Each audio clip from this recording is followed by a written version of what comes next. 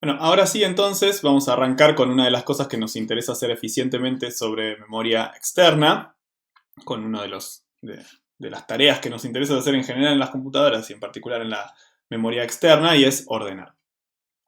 Y en esta voy a hacer una especie de disclaimer en este momento, y la verdad es que si nos pusiéramos a hablar de los algoritmos de ordenamiento externo, podríamos pasarnos más de unos minutos, como vamos a pasar ahora en estos que vienen en esta clase, porque a lo largo del tiempo se han ido desarrollando muchos métodos que se adaptaron particularmente a cada una de las tecnologías que fueron surgiendo.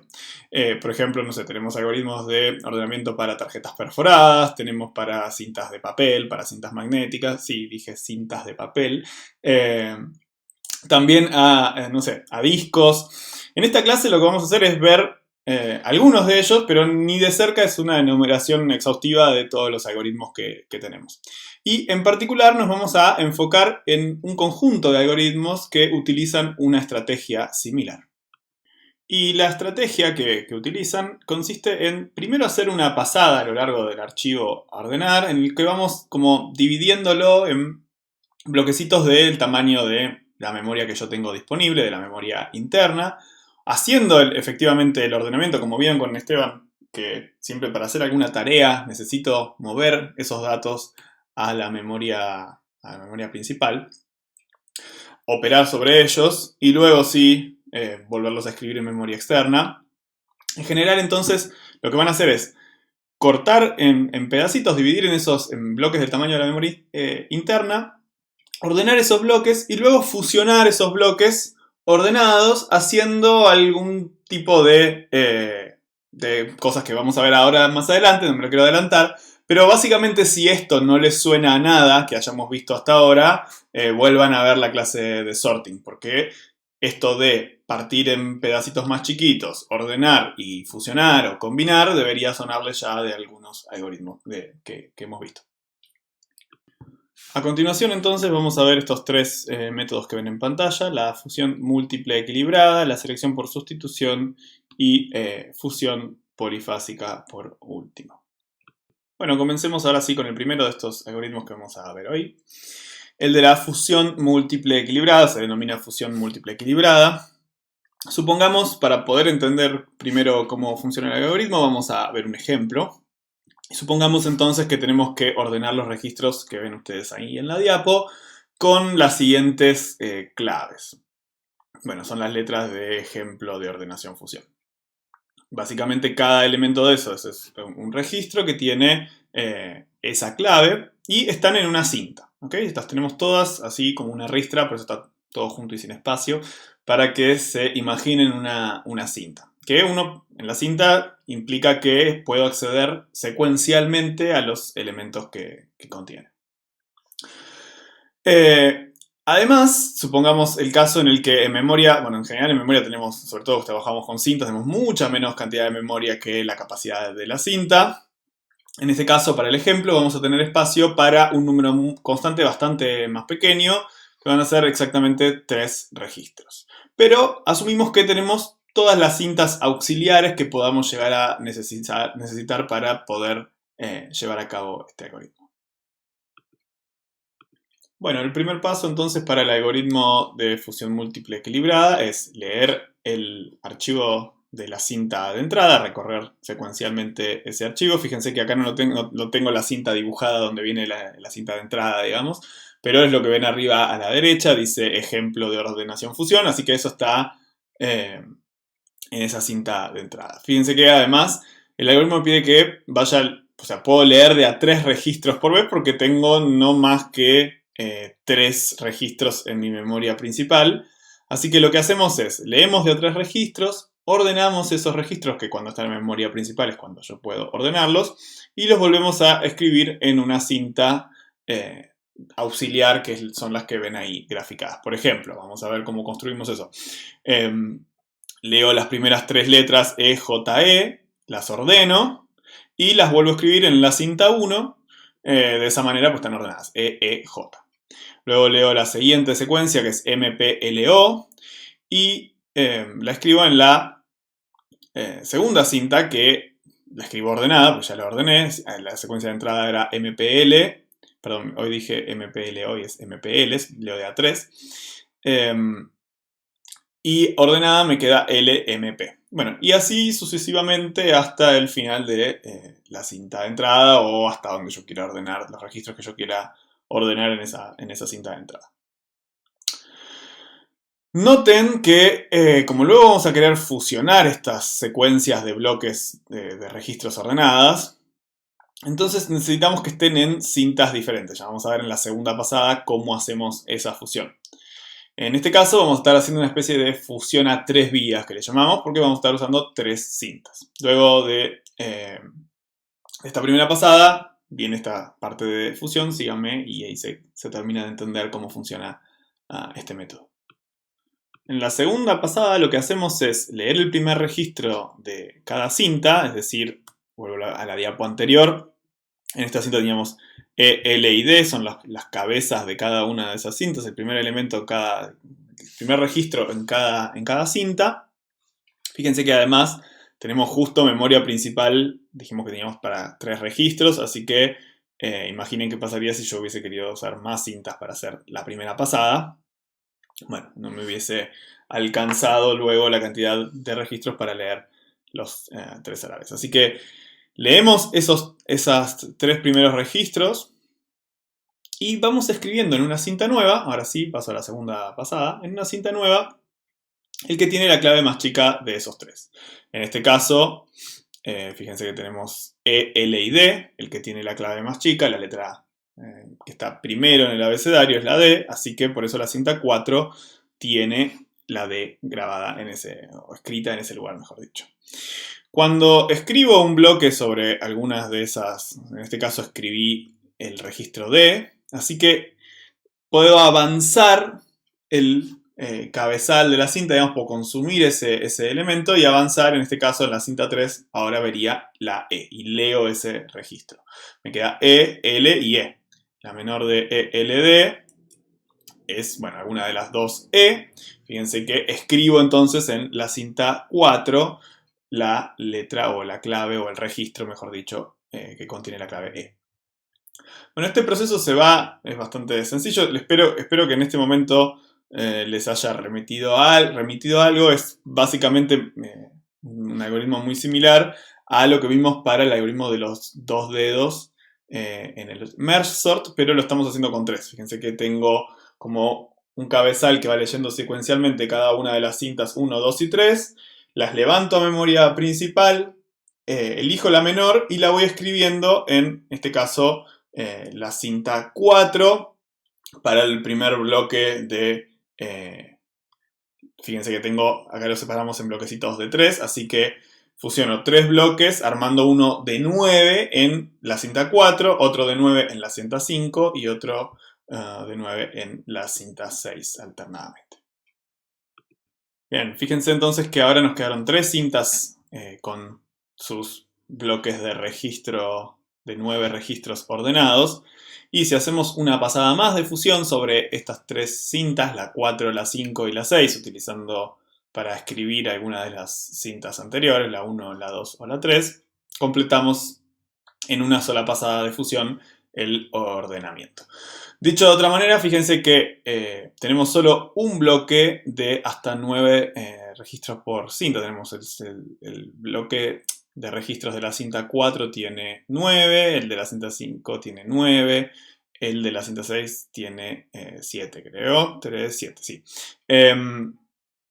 Esto nos pasó porque, tenemos solo un bloque de hasta 9 porque el archivo era relativamente corto. Fíjense que si hubiésemos tenido muchos más bloques en el paso anterior, en la pasada 1, más bloquecitos de 3, y vamos a tener, un bloque de 9 en la cinta 4, otro bloque de 9 que le sigue en la misma cinta y así, incluso también para la cinta 5 o la cinta 6.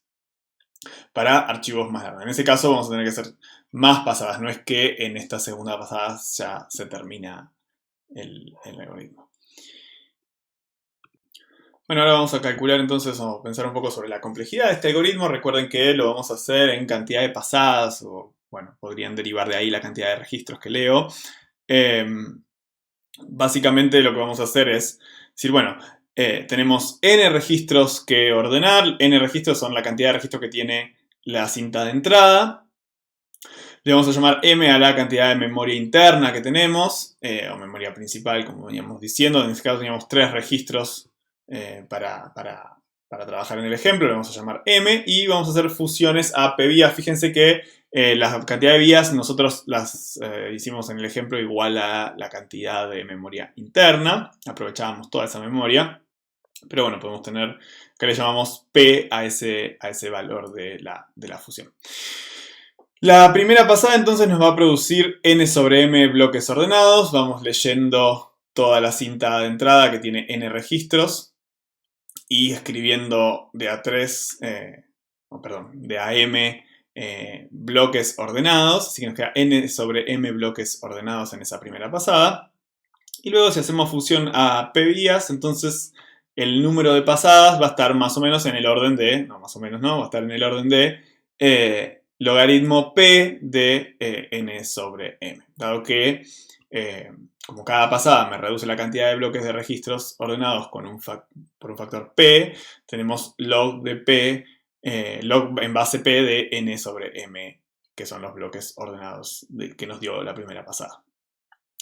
Fíjense que, bueno, esto es una fórmula que por ahí nos parece sin sentido, pero vamos a ver un ejemplo para ver qué tantas pasadas necesito para ordenar archivos grandes cuando estemos trabajando con memoria, sorting en memoria externa.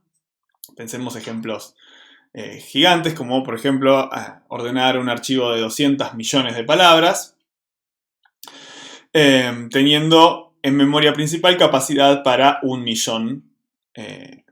Ahí pregunta cómo las ordenamos. Bueno, hay que ver qué técnica usamos para ordenar en memoria principal ese millón de palabras una vez que lo vamos leyendo para volverlo a escribir ordenado. Y si hacemos esto con una fusión a 4 vías, en no más de 5 pasadas tenemos nuestro archivo ordenado. Fíjense que eran un montón, o sea, eran 200 millones de palabras que leyendo básicamente en 5 pasadas ese archivo lo tenemos ordenado.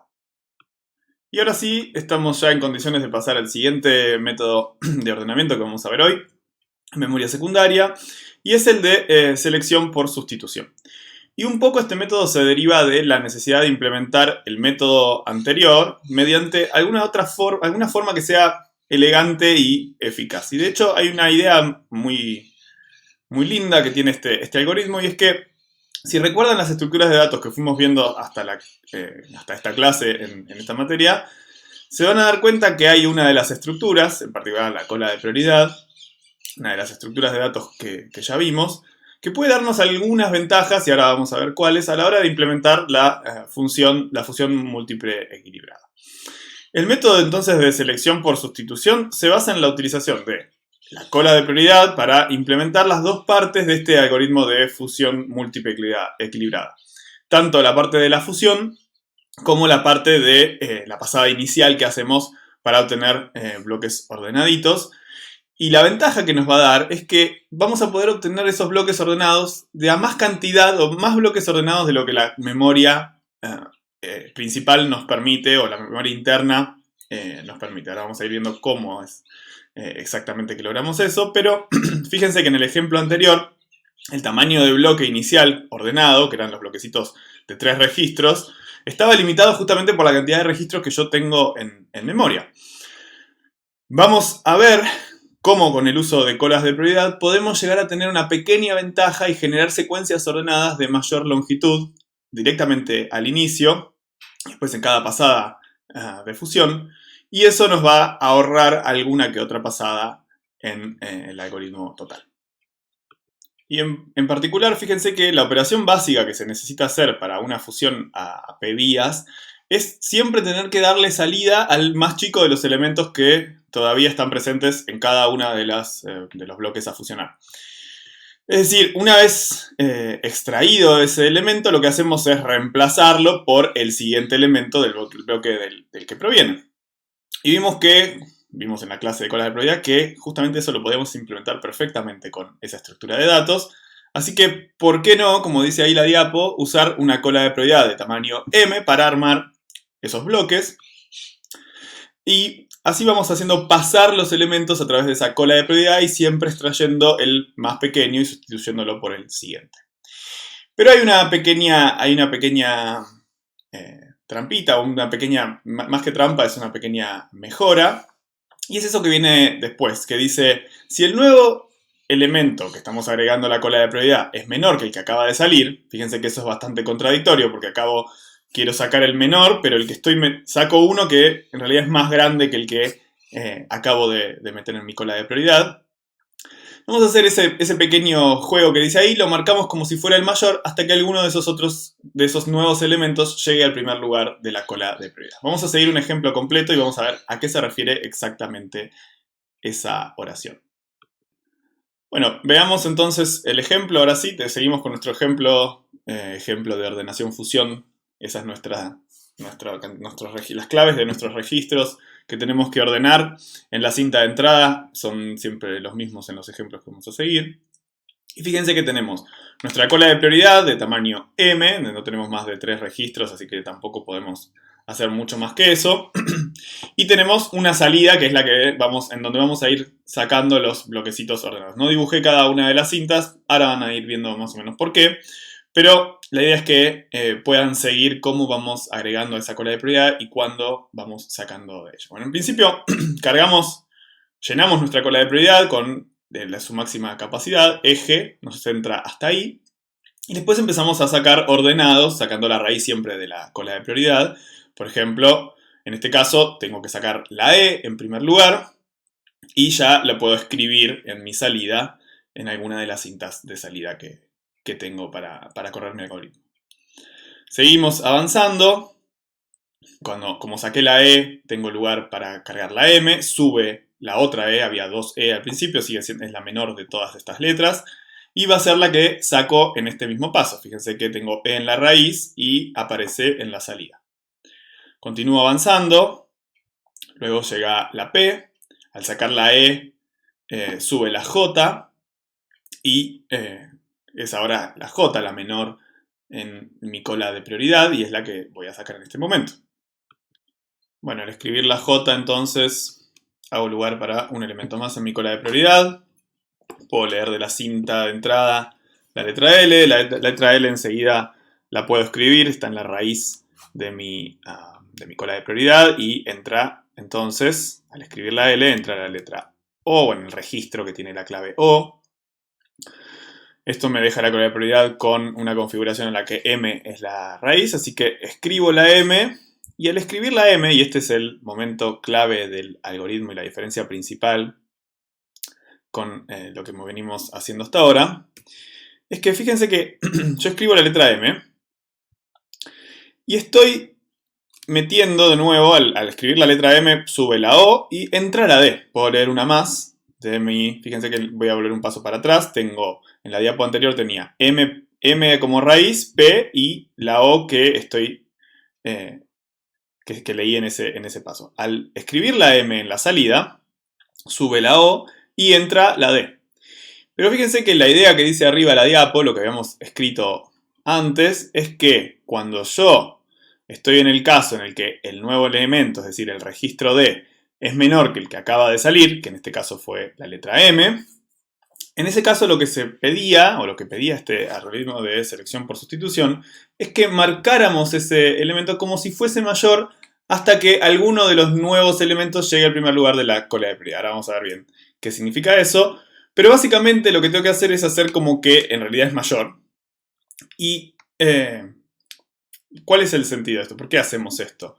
Porque queremos generar salidas lo más largas posibles ordenadas. Y si yo en este momento no tuviese alguna forma de evitar que D suba hasta la raíz, porque en teoría si respetáramos el invariante de la cola de prioridad debería subir a la raíz, si no tenemos alguna forma de forzar a que no, me quedaría una salida que ya no es ordenada. Fíjense que la D vendría después de la M, en este caso voy a sacar la O, pero si no tuviese esa condición, tendría que escribir la D y esa salida no estaría ordenada, esa secuencia de registros no estaría ordenada, ese bloque de registros no estaría ordenado. Así que lo vamos a guardar para el siguiente bloque. En algún momento vamos a terminar, vamos a cortar este bloque que estamos viendo en la salida y empezar uno nuevo. Pero mientras tanto, mientras podamos sacar otros elementos que no están marcados, lo hacemos. Es decir, sacamos ahora la O, y eso es lo que se ve ahí. Sale la O, sube la P y entra la E, que es lo que ven ahí en el brazo izquierdo de mi cola de prioridad. Y otra vez, fíjense que acabamos de sacar la O, entra la E y sube la P, y nuevamente caemos en esta condición que habíamos marcado más arriba en rojo, porque el registro E que acaba de entrar es menor que el que sacamos para que entre, que era la letra O. Así que también lo tenemos que marcar, o marcamos ese nodo o ese registro, y lo único que nos queda entonces para sacar, si no podemos sacar los que están marcados, es la P. Continuamos entonces, sacamos la P, y nos queda la salida EJLMOP. Fíjense que al sacar la P ya no nos queda otra que subir, va a entrar un nuevo elemento, y no nos queda otra que subir la E o la D. Así que iniciamos un nuevo bloque, una nueva secuencia ordenada. Y ahora sí, hacemos de cuenta que no tenemos las estrellitas, aunque están ahí marcadas porque nos quedaron de la anterior. Pero básicamente nos permite iniciar una nueva secuencia de bloques ordenados. Empezamos escribiendo la D, luego al sacar la D sube la E y entra la R. Podemos escribir la E también, que ahora es la raíz de esta cola de prioridad.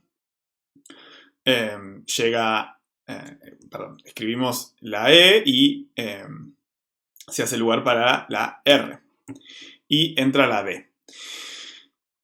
Fíjense que acabamos de escribir la E y entra una letra que es más chica, que es la D. Así que tenemos que marcarla con una estrellita. Es decir, la D no va a poder venir nunca después de esa E que acabamos de escribir. Va a ir para la siguiente secuencia o bloque ordenado. Vuelve a pasar lo mismo. Escribimos la O que teníamos de la secuencia anterior. Leemos una E en el lugar que dejó la O y sube la R. Pero fíjense que al escribir una O y leer una E para que entró, otra vez estamos en el caso en el que el nuevo es menor que el que acaba de salir, así que también se marca con una estrellita. Escribimos la R, así sucesivamente. Fíjense que acá otra vez estamos en el caso en el que ya no nos quedan más elementos más que escribir los que tenemos en la cola y empezar a usar los de las estrellitas. Eso nos da el pie para empezar una nueva secuencia. ¿Cuál es la clave de todo esto? No la vamos a seguir toda, ahora les muestro cómo quedan todas las colitas de prioridad al final. Pero no, el objetivo acá es generar salidas que sean lo más larga posible y que estén ordenadas. Es decir, la primera secuencia está ordenada y fíjense que normalmente si hubiésemos hecho la primera pasada solamente tomando de a 3 registros, hubiésemos tenido un montón de bloques de 3. En cambio, en este caso vamos a tener, el primero ya tiene 7 secuencias, una subsecuencia, digamos, ordenada. El segundo tiene una secuencia ordenada de 4. El tercero va a ser creo que de 4 también. Ahora vamos a ver la solución final. Básicamente es tener secuencias al inicio lo más largas posibles que estén ordenadas. Y en el mejor de los casos, como se podrán imaginar, quizás nos damos cuenta que todo el arreglo era ordenado con muy pocos pasos, o incluso que ya estaba ordenado sin llegar a tener que hacer toda la subdivisión de 3. Fíjense que nos puede ahorrar mucho tiempo. Bueno, esta es la secuencia final de toda la cola de prioridad. Lo que está siempre en la raíz es lo que va a ir saliendo en esa ecuación. Está medio raro el gráfico, por eso lo rehice acá, porque no se sabe dónde empieza y dónde termina una secuencia. La primera, cambian de color las raíces cuando cambia la secuencia. Esa es la forma de interpretar el gráfico. Fíjense que tenemos de la esquina superior izquierda, toda la primera fila es la primera parte que hicimos, E, J, L, M, y pues bajamos OP. Esa es la primera secuencia que ustedes ven acá. La siguiente cambia de color la raíz, así que es D, E, O, R. Esa es la segunda secuencia. La tercera secuencia ordenada va a ser D, E, N, que solo tiene 3 elementos. La cuarta va a ser A, C, I, N, O. Y bueno, y así hasta que no tengo más elementos en mi cinta de entrada. Bien, analicemos un poco la selección por sustitución. Entonces, fíjense que qué bueno que está este algoritmo porque con solo 3 registros nos permite construir bloques ordenados que tienen tamaño en este caso justo también nos dio mucho mayor a 3, 7, 4, 3, 5, 5 y 1. En promedio está bastante encima de esos 3 que teníamos de la manera original en la que habíamos planteado esa primera pasada en el algoritmo anterior. Y hay una propiedad que no vamos a demostrar acá, y es que para claves aleatorias, las secuencias creadas por esta selección por sustitución nos va a generar aproximadamente secuencias del doble del tamaño disponible M, o del tamaño de la cola de prioridad que estamos utilizando. El efecto práctico que tiene esa propiedad es que nos va a hacer ganar una pasada de fusión. Fíjense que en vez de comenzar con secuencias ordenadas de aproximadamente el tamaño de la memoria interna, es decir, no sé, secuencias de 3 registros, y después hacer una pasada de fusión para poder producir secuencias del doble de esa longitud, vamos a poder directamente comenzar con las fusiones con secuencias que en promedio también son el doble de ese tamaño de la cola de prioridad utilizada. Así que nos ahorramos esa primera pasada. Y como decíamos antes, si encima hay algún tipo de orden en esas claves, entonces las secuencias van a ser probablemente mucho más largas que ese promedio doble de cantidad de elementos, o el 2 por m. Y por ejemplo, si ninguna clave de las que vamos recorriendo en orden tiene delante de ella en el archivo más de m claves superiores, con m la cantidad de elementos que yo tengo en mi heap o en mi cola de prioridad, entonces todo el archivo va a estar ordenado después de esa primera pasada de selección por sustitución, y ni siquiera vamos a tener que hacer fusiones. Por último, entonces, para los algoritmos de ordenamiento externo que vamos a ver hoy, nos queda la fusión polifásica, que es también básicamente una adaptación del algoritmo de fusión múltiple equilibrada que vimos al principio, pero para el escenario en el que no tenemos tantas cintas auxiliares disponibles. No sé si se dieron cuenta, pero para hacer una fusión a p vías vamos a necesitar 2 por p cintas. Fíjense que en el ejemplo anterior estábamos trabajando fusión a 3 vías y usábamos 3 cintas que eran las que queríamos fusionar, y vamos guardando o reescribiendo esas fusiones en otras 3 cintas. Eso es la opción ideal, digamos, pero podríamos también trabajar con al menos p más 1 más una cinta, porque si vamos escribiendo la salida de la fusión a una sola cinta auxiliar, después tendríamos que hacer una pasada extra para de esa cinta auxiliar volver a copiar en 3 cintas, rebobinar las cintas originales y volver a copiar ahí para poder hacer la segunda pasada de fusión. Pero bueno, si no disponemos de tantas cintas, una opción es distribuir los datos de entradas en todas las cintas que tengamos, menos una, y aplicamos una estrategia que se llama, o que le vamos a llamar, de fusión hasta el vaciado. Es decir, vamos fusionando las cintas hasta que una se vacía y después la reutilizamos como cinta de salida. Miremos el ejemplo que tenemos ahí en la gráfica. Contiene los registros clásicos ya de esta clase. Tenemos secuencias ordenadas. Ya arrancamos con las secuencias ordenadas. Tenemos EJ, EMP, LO, DOR y DEN en la cinta 1. En la cinta 2 tenemos ASINO, FSU y INO. Y la cinta 3 está vacía, pero recuerden que dijimos vamos a hacer fusión en este caso a 2 vías y tenemos una cinta extra vacía. La idea entonces es ir fusionando hasta que se nos vacíe una de las 2 cintas, la 1 o la 2, en la tercera cinta que está vacía. Fíjense, es lo que vemos en la segunda imagen, segunda fila. Fíjense que ya fusionamos la EJ con ASINO y nos quedó ACIGNO, que es lo primero que ven en la cinta 3. Después fusionamos EMP con FSU y es lo que ven en el segundo bloque ordenado de la cinta 3, y así hasta terminar. Y bueno, en este caso cinta 1 era bastante más larga que cinta 2, tenía 2 bloques ordenados más, así que nos va a quedar, se nos va a vaciar antes, y cuando pasa eso empezamos a utilizar entonces la cinta 2 como salida de la siguiente etapa de fusión.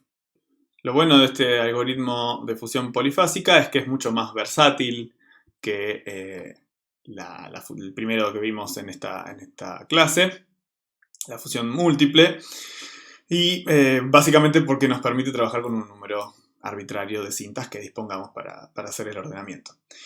Bueno, esto es lo último que ven conmigo. Me despido, los dejo con Esteban para ver el último pedacito de esta clase. Nos vemos.